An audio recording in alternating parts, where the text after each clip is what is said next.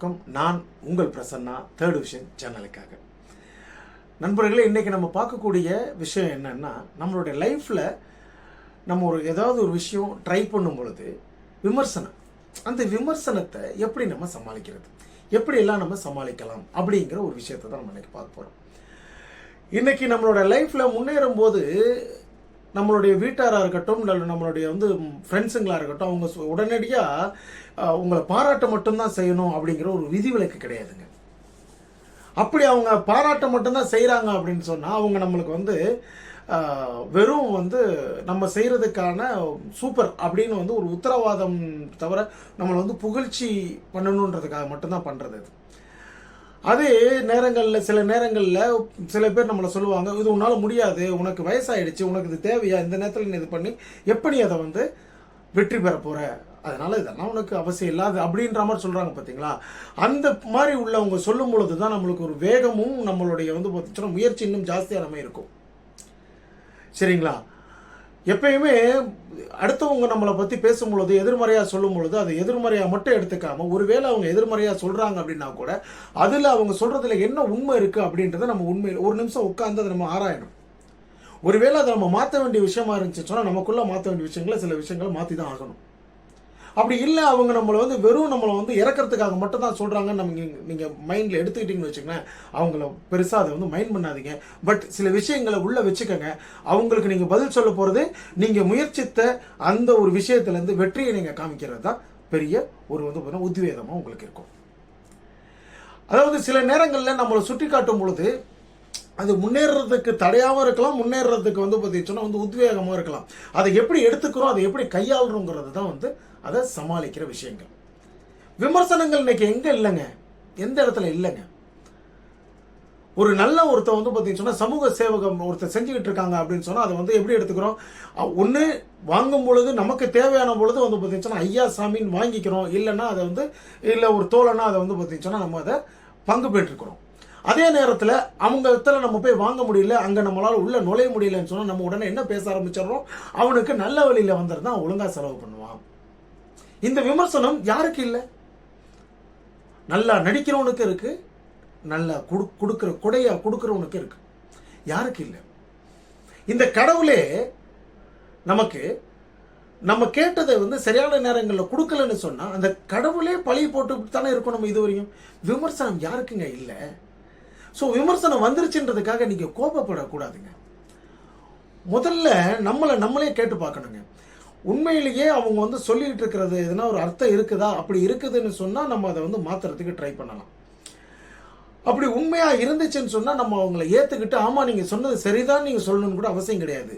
அதை நீங்கள் எப்படி பண்ணணுங்க, உங்களுடைய முயற்சி அதுக்காக அவங்க சொல்கிறதுக்காக எப்பயுமே நிறுத்திடாதீங்க. ஒருவேளை நம்ம திரும்ப அதே நம்மளுக்கு வருது அப்படின்னு சொன்னால் அவங்க விமர்சனம் மட்டுமே சொல்லிட்டு இருக்காங்கன்னு சொன்னால் நீங்கள் அவங்கக்கிட்ட போயிட்டு எல்லா விஷயத்தையும் சொல்லிட்டு இருக்க வேண்டிய அவசியம் கிடையாது. இன்னைக்கு நான் ஒரு இடத்துக்கு வந்திருக்கேன் அப்படின்னு சொன்னால் நான் பட்ட கஷ்டங்கள் யாருக்குமே தெரியாதுங்க. நான் எவ்வளோ முயற்சி செஞ்சுருக்கேன்னு நிச்சயமாக யாருக்குமே தெரியாதுங்க. எவ்வளோ நாள் தூக்கம் இல்லாமல் நான் கஷ்டப்பட்டு இருக்கேன்னு தெரியுமா உங்களுக்கு? நிச்சயமாக தெரியாது.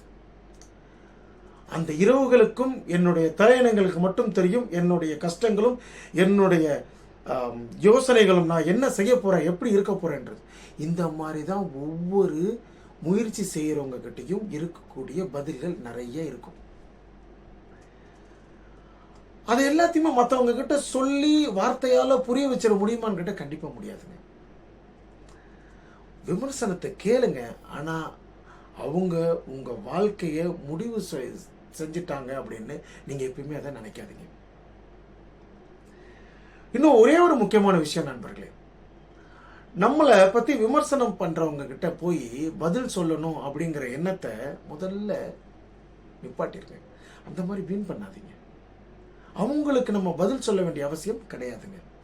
சில நேரங்களில் உங்களுடைய வெற்றியே அவங்களுக்கு பதிலாக இருக்குங்க. உங்களுடைய அமைதி இருக்கு பார்த்தீங்களா, அது வெறும் அமைதியாக மட்டும் இல்லாமல் உங்களுடைய உழைப்பு அங்கே போட்டுக்கிட்டே இருங்க. உங்கள் திறமையை வளர்த்துக்கங்க. அவங்க கிட்ட போய் பதில் சொல்லாதீங்க. ஒருவேளை உங்கள் தவறு, அவர்கள் சொன்ன விமர்சனங்கள் உங்களுக்கு தவறுகள் தான் அப்படின்னு உங்களோட மைண்டுக்கு பட்டுச்சா அதை திருத்தி கொள்றதுக்கு முயற்சி பண்ணுங்க. ஆனால் எது எப்பாடுபட்டாவது உங்களுடைய இலக்கை நோக்கி பயணத்தை தொடர்ந்து செஞ்சுக்கிட்டுருங்க. ஒரு நாள் உங்களுடைய குறை கூறியவர்களை உங்களை பாராட்டவும் வருவார்கள். ஆனால் அதற்காகத்தான் மட்டும்தான் நீங்கள் உழைக்க வேண்டுமே தவிர அதற்காகவும் உழைக்க வேண்டுமே தவிர அதற்காக மட்டுமே உழைக்க வேண்டாம்.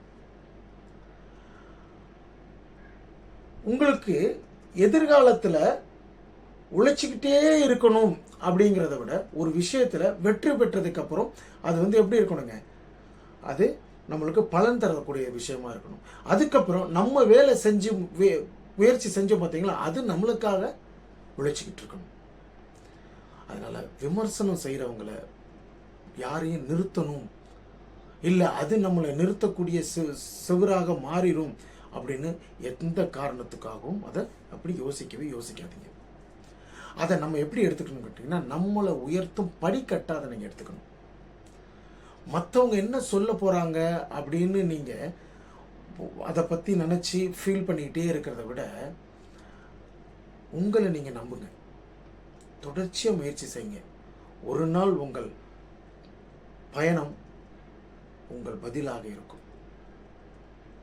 நன்றி நண்பர்களே. இந்த வீடியோ கண்டிப்பாக உங்கள் எல்லாருக்குமே பிடிச்சிருக்கும்.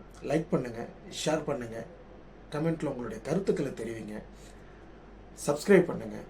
நன்றி, வணக்கம்.